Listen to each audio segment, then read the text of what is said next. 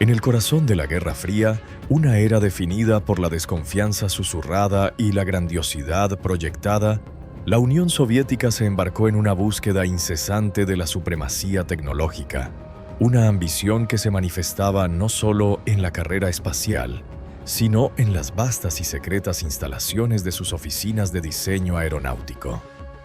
Fue en este crisol de intensa presión política y brillantez de ingeniería donde nació una máquina tan colosal que desafiaba la imaginación, una creación destinada a ser el símbolo indiscutible del poderío soviético en los cielos del mundo. El Antonov An-22, bautizado Antey en honor a un gigante de la mitología griega que extraía su fuerza de la tierra, era más que un avión, era una declaración. Su propósito era claro y aterrador: transportar los pilares de la guerra moderna, tanques de batalla, lanzadores de misiles balísticos intercontinentales y divisiones enteras de tropas, a cualquier rincón del globo, superando cualquier barrera geográfica o política. Cuando el primer prototipo salió de los hangares de la planta de aviación de Kiev, su escala monumental silenció a los escépticos. Era, sin lugar a dudas, el avión más grande que el mundo había visto jamás, una fortaleza volante con un fuselaje cavernoso y una envergadura que parecía extenderse hasta el horizonte. Pero su verdadera singularidad residía en su corazón palpitante. 4 motores turbohélice Kuznetsov NK2OMEA, los más potentes jamás construidos, cada uno impulsando un par de hélices contrarrotativas de más de 6 metros de diámetro. Estas gigantescas cuchillas gemelas, girando en direcciones opuestas, eran la fuente de su poder sin precedentes. Pero también de un secreto que yacía latente, una fuerza invisible oculta dentro de la propia estructura del gigante. El 27 de febrero de 1965, bajo un cielo gris y plomizo típico de un invierno ucraniano, una multitud selecta de oficiales de alto rango, ingenieros y dignatarios del partido se reunió en el aeródromo de Sviatoshin para presenciar el momento de la verdad. La atmósfera estaba cargada de una mezcla de orgullo nacionalista y una tensión casi insoportable. En una época en la que el fracaso no era una opción y sus consecuencias podían ser devastadoras, el vuelo inaugural del An-22 era una apuesta de todo o nada. El piloto de pruebas a cargo, Yuri Kurlin, un hombre cuya calma era legendaria dentro de los círculos de la aviación soviética, completó sus comprobaciones finales. Su rostro impasible ocultando la inmensa responsabilidad que descansaba sobre sus hombros.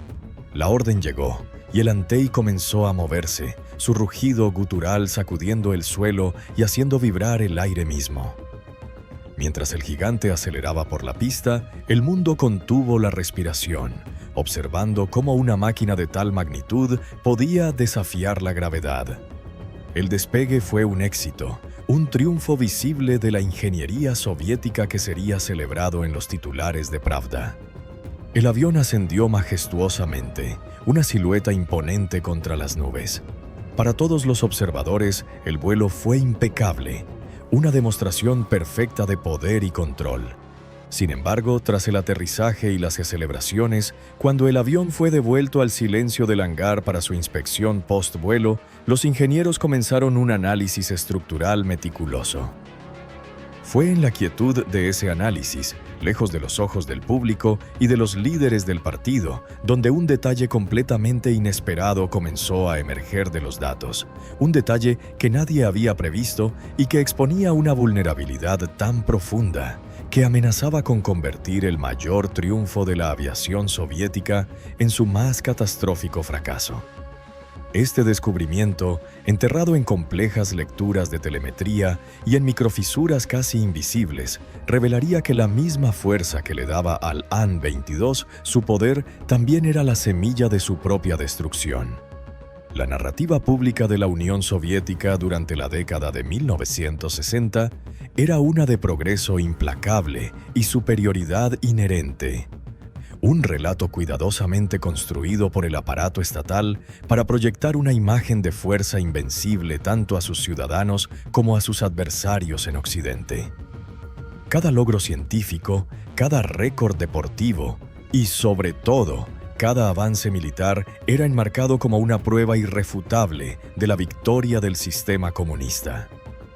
En este contexto, la oficina de diseño Antonov, bajo la dirección de su visionario fundador, Oleg Antonov, recibió un mandato que era tan ambicioso como inequívoco: crear un avión de transporte pesado que no tuviera parangón en el mundo.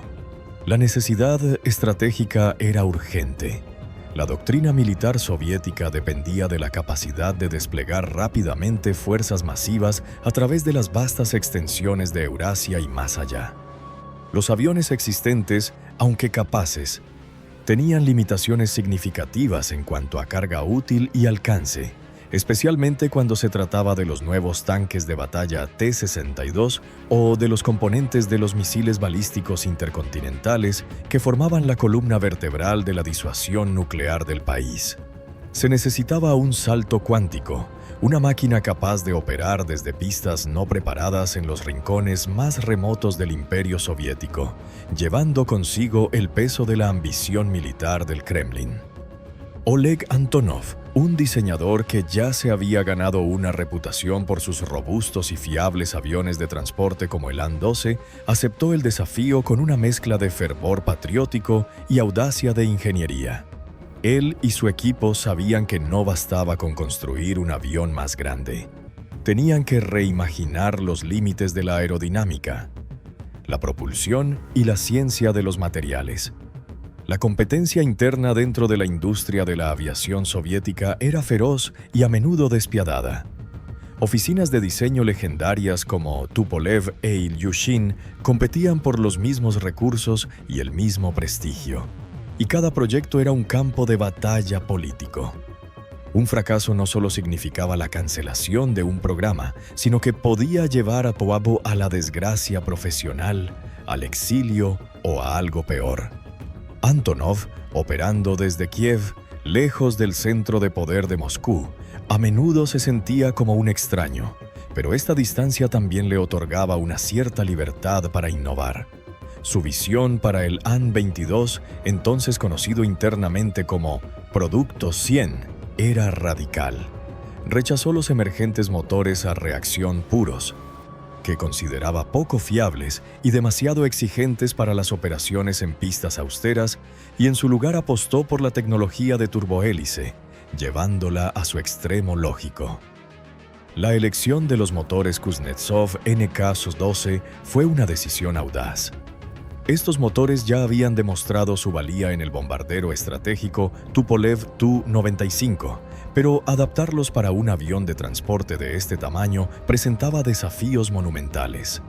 Las hélices contrarrotativas, con sus 8 palas en total por motor, generarían un empuje inmenso, pero también crearían un entorno de vibraciones y tensiones acústicas que ninguna estructura de avión había soportado antes.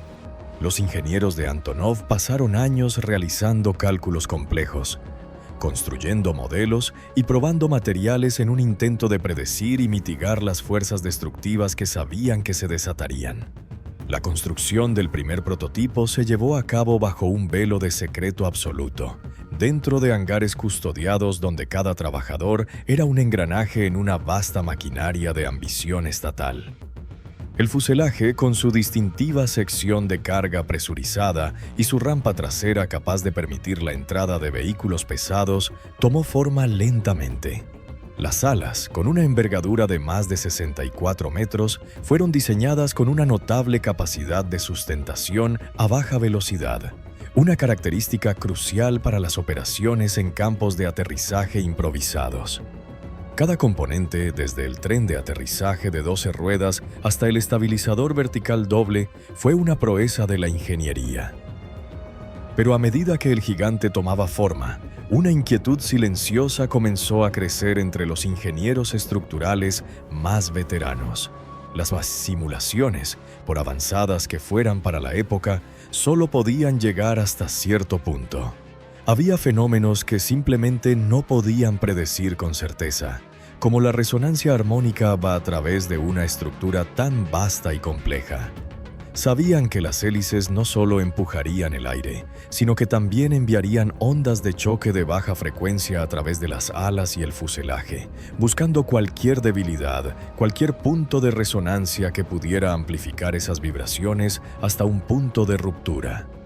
Este era el fantasma en la máquina, la variable desconocida que se cernía sobre el proyecto. A pesar de estas preocupaciones, la presión política para cumplir con los plazos era implacable. El Kremlin quería su símbolo, y lo quería pronto. El vuelo de prueba se programó, y el mundo, sin saberlo, se preparó para presenciar el nacimiento de un gigante que llevaba en su interior una falla tan sutil y fundamental que solo se revelaría después de que el aplauso se hubiera desvanecido y la verdadera naturaleza de su poder fuera sometida al frío escrutinio del análisis estructural. La concepción del Antonov An-22 fue un ejercicio de superlativos, una manifestación física de la creencia soviética de que la escala y la potencia eran sinónimos de superioridad.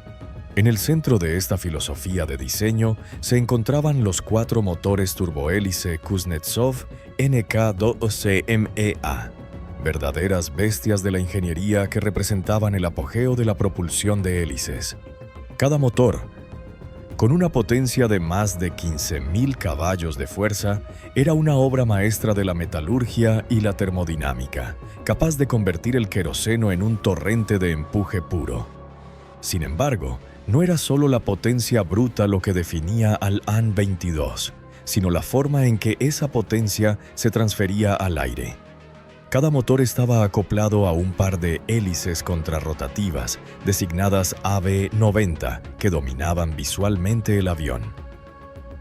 Con un diámetro de 6.2 metros, estas hélices eran las más grandes jamás instaladas en un avión de producción en serie. Cada conjunto constaba de 2 hélices de 4 palas montadas en el mismo eje, una detrás de la otra, girando en direcciones opuestas. Este diseño no era una mera extravagancia de ingeniería, era una solución ingeniosa a un problema fundamental de la física. Una sola hélice grande, al girar, imparte un movimiento de torsión al aire, lo que resulta en una pérdida de energía y crea un par motor que tiende a hacer girar al avión en la dirección opuesta. Al utilizar 2 hélices que giran en sentido contrario, el diseño contrarrotativo cancelaba eficazmente este par, recuperaba la energía del flujo de aire arremolinado y convertía casi toda la potencia del motor en empuje lineal. El resultado era una eficiencia asombrosa, pero a un costo terrible en complejidad y estrés estructural. Las puntas de estas gigantescas palas se movían a velocidades supersónicas, generando un sonido único y ensordecedor, un rugido profundo y pulsante que se convertiría en la firma inconfundible del An-22. Este sonido no era solo ruido. Era la manifestación audible de ondas de presión inmensas que emanaban de las hélices y golpeaban el fuselaje y las alas del avión con una fuerza implacable. Los ingenieros de Antonov eran plenamente conscientes de este desafío acústico y de vibración. Para combatirlo emplearon soluciones de diseño innovadoras. La estructura del ala, por ejemplo, fue reforzada masivamente, utilizando aleaciones de aluminio y titanio en puntos críticos. El fuselaje fue diseñado con un doble acristalamiento en las ventanas de la cabina de vuelo y materiales de insonorización avanzados para proteger a la tripulación del asalto sónico. Sin embargo, las vibraciones no solo eran un problema de comodidad, eran una amenaza existencial para la integridad del avión. Cada rotación de las hélices enviaba un pulso de energía a través de la estructura. A ciertas velocidades del motor, estos pulsos podían coincidir con la frecuencia de resonancia natural de un componente del avión, como un larguero del ala, un montaje del motor o incluso un panel del fuselaje. Este fenómeno, conocido como resonancia armónica, es similar a empujar un columpio en el momento justo para hacerlo ir cada vez más alto. En un avión, la resonancia descontrolada puede amplificar las vibraciones hasta que el metal se fatiga, se agrieta y finalmente falla, con consecuencias catastróficas. El equipo de Oleg Antonov dedicó miles de horas de trabajo a calcular estas frecuencias de resonancia, utilizando las herramientas analíticas más avanzadas de la época. Realizaron pruebas en tierra con los motores funcionando a diferentes regímenes de potencia, colocando sensores de tensión en cientos de puntos a lo largo del fuselaje y las alas para mapear el comportamiento vibratorio de la estructura. Identificaron varias frecuencias peligrosas y diseñaron contramedidas, como la adición de amortiguadores de masa y el refuerzo de ciertas secciones. Creían haber domesticado a la bestia. No obstante, existía una incertidumbre fundamental que persistía en la mente de los ingenieros más cautelosos. Las pruebas en tierra, con el avión firmemente sujeto al suelo, no podían replicar completamente las complejas interacciones aerodinámicas y estructurales que ocurrirían en vuelo. En el aire, la estructura del avión se flexionaría bajo las cargas aerodinámicas, cambiando sutilmente sus propiedades de resonancia. La interacción del flujo de aire sobre las alas con las ondas de presión de las hélices crearía un entorno dinámico que era imposible de simular con total precisión. Había una posibilidad, por pequeña que fuera, de que en algún punto del sobre de vuelo, una combinación específica de altitud, velocidad y potencia del motor pudiera surgir una nueva y destructiva frecuencia de resonancia, una que sus modelos no habían predicho. Este era el detalle oculto, la falla potencial que se escondía no en un defecto de fabricación o en un error de cálculo, sino en la interacción fundamental de las fuerzas que el propio diseño del AN-22 había desatado. Mientras el prototipo se preparaba para su primer vuelo, esta posibilidad era una preocupación teórica, un riesgo calculado que los diseñadores creían haber mitigado adecuadamente. No podían saber que su confianza estaba a punto de ser puesta a prueba de una manera que los obligaría a reexaminar los cimientos mismos de su creación, y que el análisis posterior al vuelo revelaría que el gigante de los cielos había estado volando, sin que nadie lo supiera, al borde mismo del desastre.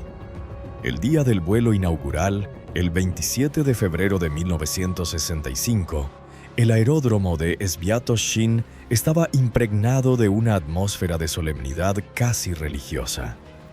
El invierno aún se aferraba a la tierra ucraniana, y el aliento de los presentes se condensaba en nubes blancas que se mezclaban con el cielo gris. El Antonov An-22, inmóvil en la pista, parecía una catedral de metal, su inmensidad haciendo que los vehículos de servicio y las figuras humanas a su alrededor parecieran juguetes. Para el equipo de diseño de Oleg Antonov, este no era solo el clímax de años de trabajo incesante, era un momento de vulnerabilidad extrema. Habían entregado su creación al juicio del cielo y ahora solo podían observar y esperar. En la cabina de vuelo, el piloto de pruebas Yuri Kurlin y su tripulación llevaron a cabo la lista de verificación final con una precisión metódica. Kurlin era la encarnación de la calma bajo presión. Su pulso, monitoreado por los sensores biométricos conectados a su cuerpo, permanecía notablemente estable. Conocía este avión íntimamente, habiendo pasado incontables horas en el simulador y supervisando las pruebas en tierra. Sin embargo, tanto él como su copiloto, Valery Samovarov, y el ingeniero de vuelo, Petro Pashenko, eran conscientes de que estaban a punto de llevar al Antey a un territorio desconocido, un reino donde las simulaciones terminaban y la implacable realidad de la física tomaba el control. La orden de iniciar los motores llegó a través de la radio, una voz serena que desmentía la tensión que se sentía en la torre de control. Uno por uno, los 4 motores Kuznetsov NK2MA cobraron vida. El proceso comenzó con un gemido agudo de las turbinas, que rápidamente se transformó en un rugido profundo y resonante a medida que las 8 hélices contrarrotativas comenzaban a girar. El sonido era abrumador, una fuerza física que golpeaba el pecho y hacía vibrar el suelo bajo los pies de los observadores. Dentro de la cabina, a pesar del aislamiento acústico, el estruendo era una presencia constante, el latido del corazón del gigante. Con los motores estabilizados y todos los sistemas en verde, Curling comunicó su disposición para el despegue, recibió la autorización y liberó los frenos. El An-22 comenzó su lenta pero inexorable aceleración por la pista de hormigón. Los más de 250.000 kilogramos de metal, combustible y ambición se pusieron en movimiento. La carrera de despegue fue más larga de lo que muchos esperaban, una demostración visual del inmenso peso e inercia del avión. Curling mantuvo el control con mano firme, haciendo pequeñas correcciones para mantener al gigante alineado con el eje de la pista. Los observadores vieron cómo las enormes ruedas del tren de aterrizaje principal, 16 en total, golpeaban las juntas del hormigón, cada impacto un recordatorio de la masa que estaban a punto de levantar. Finalmente, Curling tiró suavemente de la columna de control. El morro del An-22 se elevó, y por un instante que pareció una eternidad, el avión pareció dudar, suspendido entre la tierra y el cielo. Luego, con una gracia que parecía imposible para su tamaño, las ruedas principales se separaron del suelo. El Antonov An-22 estaba en el aire. Un aplauso contenido pero audible brotó de la multitud de dignatarios. En la torre de control, los ingenieros se inclinaron sobre sus consolas, sus ojos fijos en las líneas temblorosas de la telemetría que fluían desde los cientos de sensores del avión. A bordo, Curling y su tripulación comenzaron el programa de pruebas planificado. Retrajeron el tren de aterrizaje, un proceso complejo que involucraba una coreografía de actuadores hidráulicos y compuertas. Luego iniciaron un ascenso suave, probando la respuesta de los controles a diferentes velocidades y ángulos de ataque. Desde el exterior, el vuelo parecía ser un éxito rotundo. El avión era estable, respondía a los mandos y sus sistemas parecían funcionar a la perfección. Sin embargo, dentro de la cabina, la tripulación comenzó a notar sutiles anomalías. El ingeniero de vuelo, Paschenko, con los auriculares presionados contra sus oídos y los ojos recorriendo los innumerables medidores, fue el primero en detectar una ligera fluctuación en la temperatura del aceite de la caja de engranajes del motor número 3. No era alarmante, pero estaba fuera de los parámetros esperados. Curling, por su parte, sintió una vibración de muy baja frecuencia a través de la columna de control, casi imperceptible, que aparecía y desaparecía a medida que cambiaba la potencia del motor. No era la vibración violenta que temían, sino algo más insidioso. Un temblor fantasmal que parecía resonar desde las profundidades de la estructura del avión. Se comunicaron estas observaciones a la torre de control en un lenguaje codificado, manteniendo una fachada de normalidad. Los ingenieros en tierra tomaron nota, sus rostros tensos. Sabían que estas pequeñas desviaciones podían ser los primeros síntomas de un problema mucho mayor. A pesar de estas sutiles advertencias, la tripulación continuó con el perfil de vuelo, completando una serie de virajes suaves y cambios de altitud. Después de 74 minutos en el aire, un tiempo de vuelo notablemente largo para un primer vuelo de un prototipo de este tamaño, Curling alineó al Antey para su aproximación final a Sviatoshin. El aterrizaje fue tan magistral como el despegue. El gigante tocó tierra con una suavidad sorprendente. Y mientras rodaba por la pista con los motores en reversa, un sentimiento de alivio y euforia se extendió por el aeródromo. El Antonov An-22, el avión más grande del mundo, había volado y había regresado a salvo. La misión, a todos los efectos, había sido un éxito espectacular. Pero para los ingenieros que ahora se preparaban para analizar los datos y examinar la estructura, el verdadero trabajo acababa de comenzar. Las sutiles anomalías reportadas por la tripulación eran hilos sueltos, y su trabajo ahora era tirar de ellos, sin importar a dónde pudieran conducir. No sabían que estaban a punto de desentrañar un secreto que confirmaría sus peores temores teóricos, un secreto que demostraría que, durante 74 minutos, el Antey había estado volando no por la fuerza de su diseño, sino a pesar de él. El vuelo fue un éxito para el mundo, pero la verdadera historia apenas comenzaba. Historias como esta, donde la verdad se oculta detrás de la propaganda, son las que nos dedicamos a descubrir.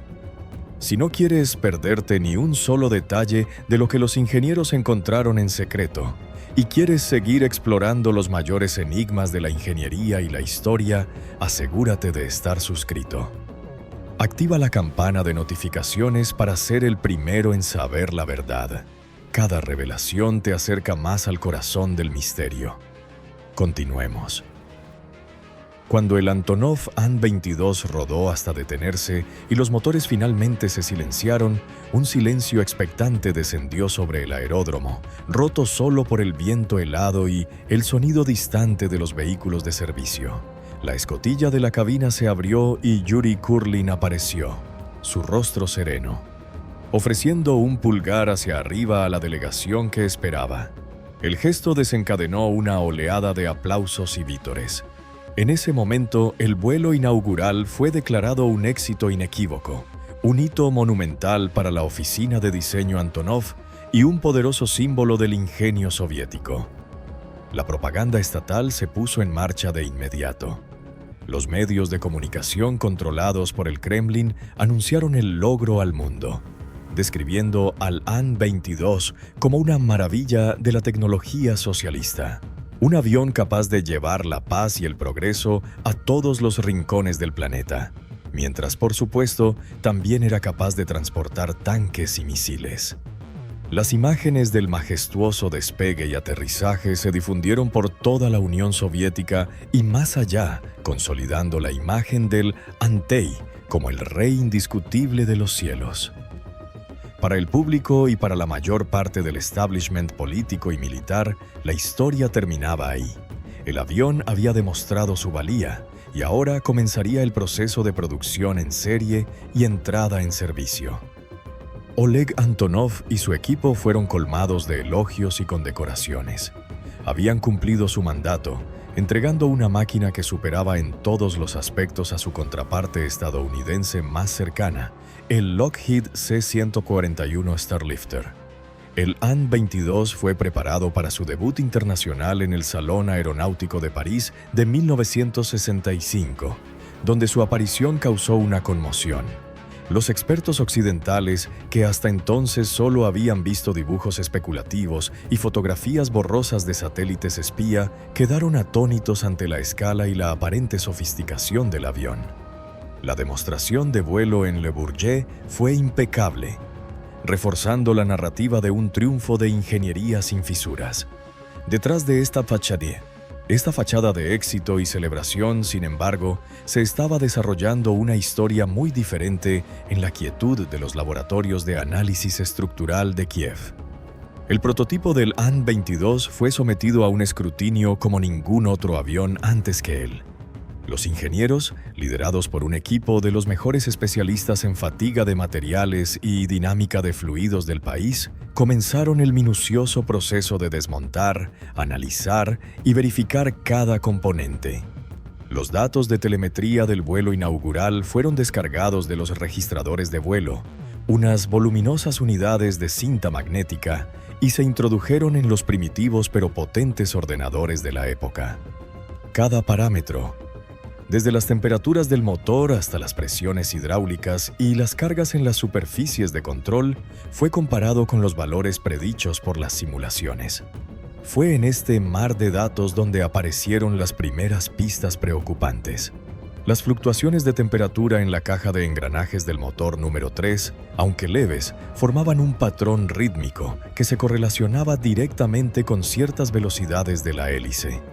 Más alarmante aún, los acelerómetros colocados a lo largo del larguero del ala derecha habían registrado picos de vibración de baja frecuencia, los mismos que Yuri Kurlin había sentido fantasmalmente a través de los controles.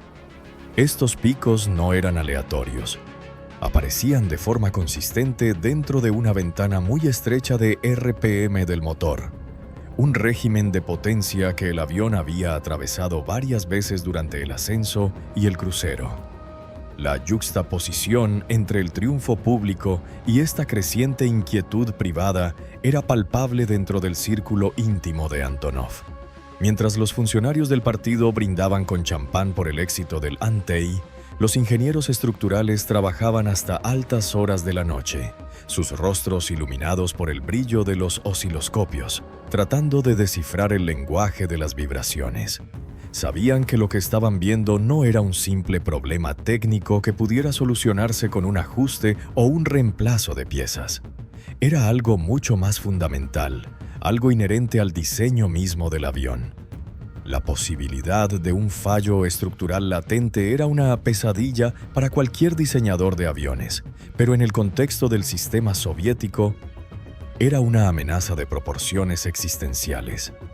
Admitir una falla de diseño tan fundamental en un proyecto de tan alto perfil después de haber sido declarado un éxito rotundo sería un suicidio profesional y político. La noticia, si se confirmaba, tendría que ser contenida, gestionada y resuelta en el más absoluto secreto. Por lo tanto, mientras el mundo aplaudía al gigante de los cielos, un pequeño equipo de hombres se preparaba para adentrarse en las profundidades de su estructura, en busca de un defecto que sospechaban que estaba allí, pero cuya naturaleza y alcance aún no podían comprender. El análisis exhaustivo de la estructura del An-22 se convirtió en una operación clandestina dentro de la propia oficina de diseño Antonov. Oleg Antonov, consciente de las implicaciones políticas, aisló a un pequeño grupo de sus ingenieros más fiables y a especialistas del Instituto Central de Aerohidrodinámica, TSAGI, de Moscú, juramentándolos al secreto. Su tarea era encontrar la fuente de las anomalías vibratorias y determinar si representaban una amenaza real para la seguridad del avión. El hangar donde se alojaba el prototipo se transformó en un laboratorio.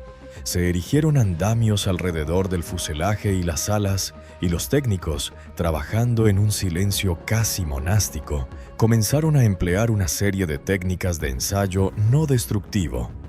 Utilizaron equipos de ultrasonido para buscar delaminaciones o vacíos en los materiales compuestos y aplicaron tintas penetrantes a las soldaduras y juntas críticas para revelar cualquier grieta superficial.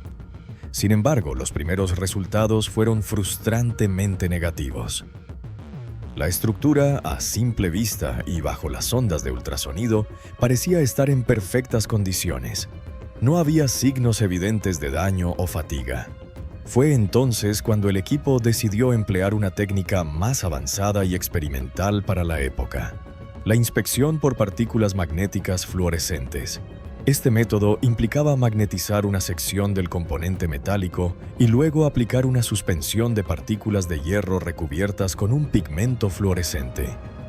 Si existía una grieta, por pequeña que fuera, interrumpiría el campo magnético, haciendo que las partículas se acumularan en la falla. Bajo una luz ultravioleta, estas acumulaciones brillarían intensamente, revelando defectos invisibles al ojo humano.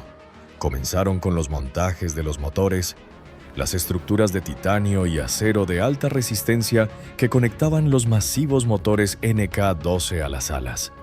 Fue un proceso lento y meticuloso.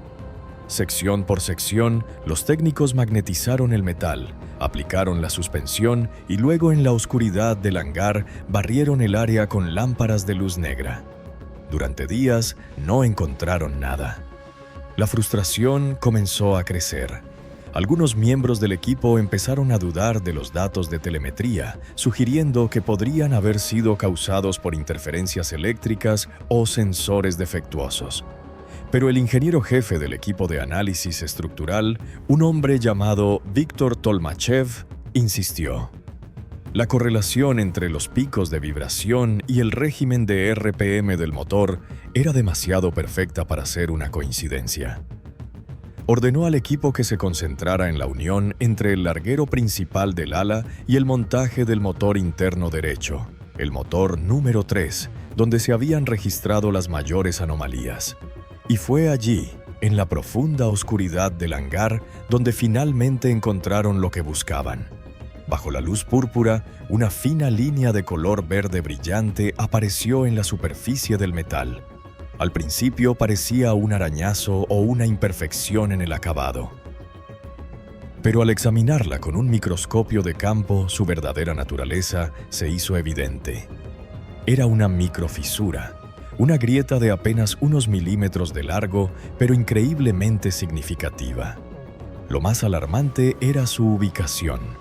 Se originaba en un orificio de un perno, un punto de alta concentración de estrés, y se propagaba hacia el cuerpo principal del componente.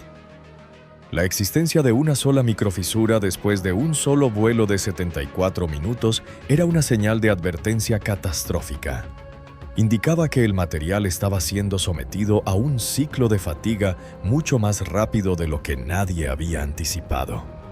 El equipo amplió la inspección y, para su horror, encontró grietas similares, aunque más pequeñas, en los montajes de los otros 3 motores.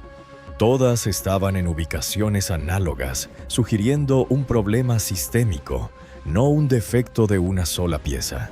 El descubrimiento fue el detalle inesperado que cambiaría todo. La causa raíz, como sospechaban, era un fenómeno de resonancia armónica. Los cálculos demostraron que a una velocidad de rotación específica, la frecuencia de las ondas de presión generadas por las puntas supersónicas de las hélices contrarrotativas coincidía perfectamente con la frecuencia de resonancia natural de los montajes de los motores. Durante el primer vuelo, cada vez que Yuri Kurlin había llevado los motores a través de esa estrecha ventana de RPM, los montajes habían comenzado a vibrar violentamente, flexionando el metal a un nivel microscópico. Aunque la duración de la exposición en cada ocasión fue breve, el daño fue acumulativo. El metal, esencialmente, estaba siendo sacudido hasta romperse desde adentro hacia afuera. El análisis predijo que si el avión volaba de forma sostenida en ese régimen de potencia crítico durante solo unos minutos, las microfisuras se propagarían rápidamente, llevando a una falla completa del montaje del motor. El resultado sería la separación de uno o más de los motores de 12.000 kilogramos del ala en pleno vuelo, un evento que destrozaría el ala, cortaría las líneas de combustible y provocaría una explosión y una pérdida total de control. El Antonov An-22, el orgullo de la nación, era una bomba de tiempo. El gigante no solo tenía pies de barro, tenía alas que estaban diseñadas, sin saberlo, para autodestruirse. Esta revelación, contenida en un informe ultra secreto presentado directamente a Oleg Antonov, era devastadora. El mayor triunfo de su carrera se basaba en una falla de diseño fundamental que había pasado desapercibida para todos los controles y simulaciones. La pregunta ahora no era qué había salido mal, sino cómo o si se podía arreglar sin que el mundo exterior, y especialmente el Kremlin, se enterara de que su nuevo y glorioso símbolo de poder era en realidad fatalmente defectuoso. La revelación de las microfisuras y la confirmación de la resonancia destructiva sumieron al círculo íntimo de la oficina de diseño Antonov en un estado de crisis controlada. La información era dinamita pura. Si se filtraba, no solo humillaría a la Unión Soviética en el escenario mundial y daría a Occidente una victoria propagandística incalculable, sino que también podría significar el fin de la oficina de diseño, la ruina de las carreras de todos los involucrados y consecuencias personales aún más graves para Oleg Antonov. El secreto, por lo tanto, era primordial. Se convocaron una serie de reuniones nocturnas en las oficinas de Antonov en Kiev, reuniones que no aparecían en ninguna agenda oficial. A ellas asistieron solo los ingenieros estructurales clave, los especialistas en propulsión y un representante de alto nivel del complejo militar industrial. Las opciones sobre la mesa eran limitadas y todas presentaban enormes desafíos. La primera y más obvia solución era rediseñar fundamentalmente los montajes de los motores y la estructura del ala adyacente para cambiar su frecuencia de resonancia natural, alejándola de la frecuencia generada por las hélices. Esto implicaría un rediseño masivo, la fabricación de nuevos componentes con diferentes materiales o geometrías, y meses, si no años, de pruebas adicionales. Un retraso de esta magnitud sería imposible de ocultar y equivaldría a admitir el fracaso. La segunda opción era intentar modificar los motores o las hélices para alterar la frecuencia que producían. Sin embargo, los motores NCAS-12 y las hélices AB-90 eran sistemas increíblemente complejos y afinados. Cualquier cambio en su diseño o funcionamiento podría tener efectos impredecibles en su rendimiento, eficiencia y fiabilidad. La oficina de diseño Kuznetsov, responsable de los motores, se resistiría ferozmente a cualquier modificación que pudiera comprometer la reputación de su producto estrella. Esto dejaba una tercera opción, una que era a la vez ingeniosa, arriesgada y típicamente soviética en su pragmatismo. Si no puedes cambiar la física, entonces gestiona el comportamiento. La idea era identificar la ventana exacta de RPM del motor que causaba la resonancia destructiva y simplemente prohibir a los pilotos operar dentro de ella. Esta solución, conocida como zona roja o régimen de operación prohibido, no era nueva en la aviación, pero rara vez se aplicaba a un problema tan crítico en un avión de primera línea. La implementación de esta solución requería una precisión absoluta. El equipo de ingenieros trabajó día y noche para definir los límites exactos de la zona de peligro. Utilizando los datos del primer vuelo y realizando extensas pruebas en tierra con el prototipo instrumentado, determinaron que la resonancia crítica ocurría en una banda muy estrecha, entre el 85% y el 88% de la potencia máxima del motor. Esta era una zona de potencia que los pilotos normalmente atravesarían durante el ascenso y al establecer la potencia de crucero. La solución propuesta fue doble. Primero, se modificarían los manuales de vuelo y los procedimientos operativos para instruir a las tripulaciones a evitar el funcionamiento continuo en esta zona prohibida. Se les enseñaría a acelerar o desacelerar rápidamente a través de ella, minimizando el tiempo de exposición a las vibraciones destructivas. Segundo, y más importante, se diseñó una modificación sutil pero crucial para los sistemas de control del motor del avión. Se instaló un sistema de control de combustible modificado que dificultaba que los pilotos mantuvieran la potencia de forma estable dentro de la zona prohibida.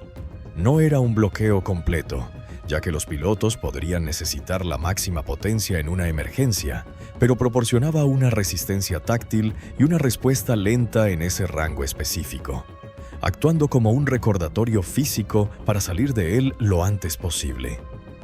Además, se implementó un programa de inspección estructural increíblemente riguroso y secreto. Después de cada vuelo de prueba, y más tarde, a intervalos regulares para los aviones en servicio, equipos especializados llevarían a cabo inspecciones de partículas magnéticas en los montajes de los motores y en las áreas circundantes del ala.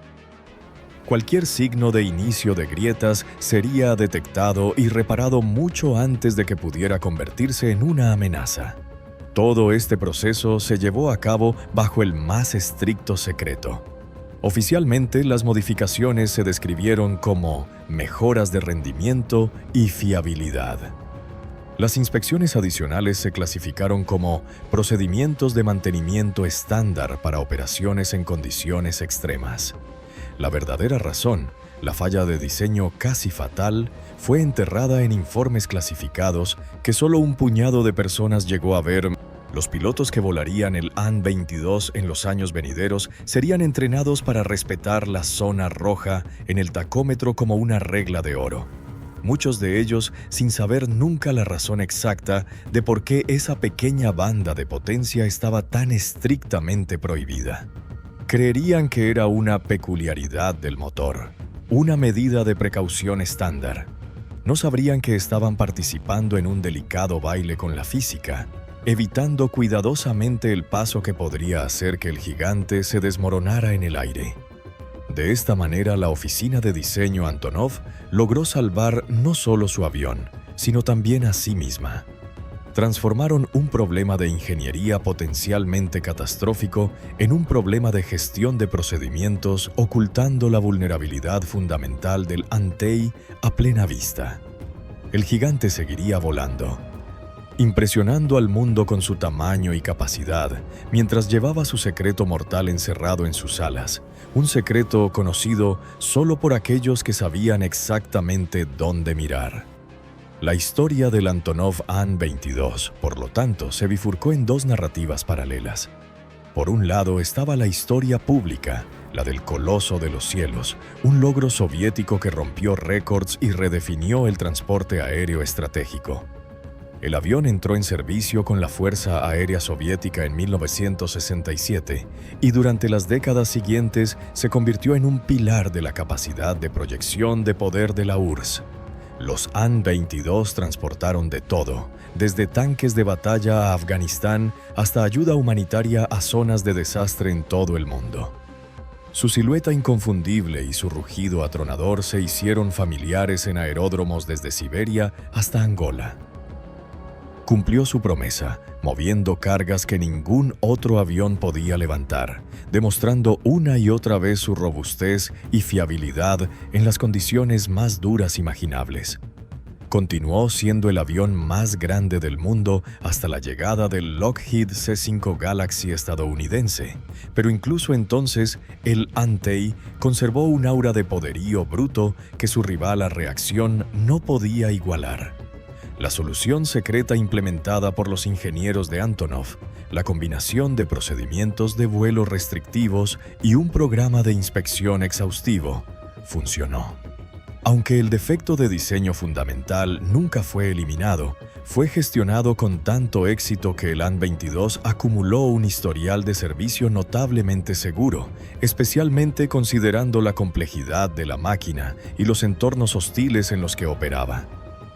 Hubo accidentes, por supuesto, como en cualquier programa de aviación, pero ninguno fue atribuido oficialmente a la falla por resonancia que se había descubierto después del primer vuelo. La vulnerabilidad permaneció como un secreto bien guardado, un conocimiento esotérico compartido solo entre un círculo cada vez menor de ingenieros y técnicos de mantenimiento a medida que pasaban los años. Por otro lado, estaba la historia secreta, la del gigante defectuoso que volaba con una condición preexistente. Esta narrativa se desarrolló en la sombra, en los hangares de mantenimiento durante las inspecciones nocturnas y en las páginas de manuales técnicos clasificados. Los equipos de inspección, utilizando sus equipos de partículas magnéticas, continuaron encontrando y reparando microfisuras en los montajes de los motores de toda la flota de An-22. Se convirtió en una parte rutinaria, aunque no declarada, del ciclo de vida del avión. El detalle inesperado se había transformado en una característica conocida y manejada del sistema. El legado del An-22 es, por tanto, profundamente dual. Es un testimonio de la brillantez de la ingeniería soviética, capaz de concebir y construir una máquina de tal escala y capacidad. Pero también es un ejemplo de los riesgos inherentes a la innovación bajo una intensa presión política, donde los plazos y la propaganda a menudo tenían prioridad sobre la prudencia de la ingeniería. La historia del descubrimiento de la falla por resonancia y su posterior encubrimiento es un microcosmos del propio sistema soviético. Una fachada de fuerza monolítica que oculta vulnerabilidades internas. Un sistema que sobresalía en la movilización de recursos para lograr hazañas espectaculares, pero que a menudo lo hacía cortando esquinas y enterrando verdades inconvenientes.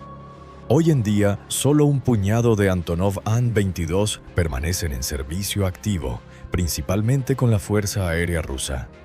Son reliquias de una era pasada, superadas por aviones a reacción más modernos y eficientes como el An-124, también diseñado por Antonov.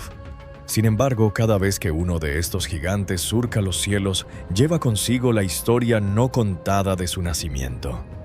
La historia de un triunfo que estuvo a punto de ser una tragedia, de una falla que fue descubierta justo a tiempo, y de un secreto que fue guardado tan eficazmente que la verdadera naturaleza del Antei, un gigante poderoso pero frágil, un milagro de la ingeniería que volaba en un delicado equilibrio al borde del desastre, permaneció oculta al mundo. Los informes clasificados del análisis estructural del primer prototipo probablemente todavía existen, guardados en algún archivo polvoriento en Kiev o Moscú, un testimonio silencioso del detalle que nadie esperaba. Y así, el Antonov An-22 sigue siendo no solo un avión, sino un símbolo de la compleja y a menudo contradictoria verdad que se esconde detrás de los grandes logros de la historia de la aviación.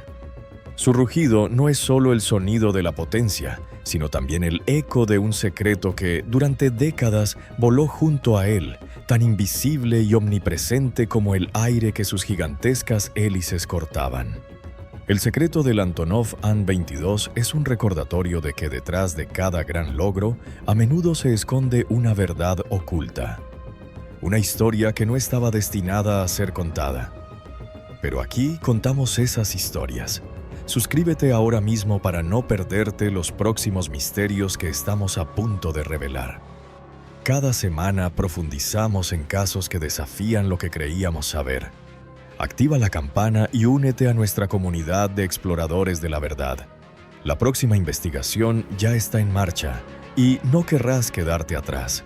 Entra a la ruta con nosotros.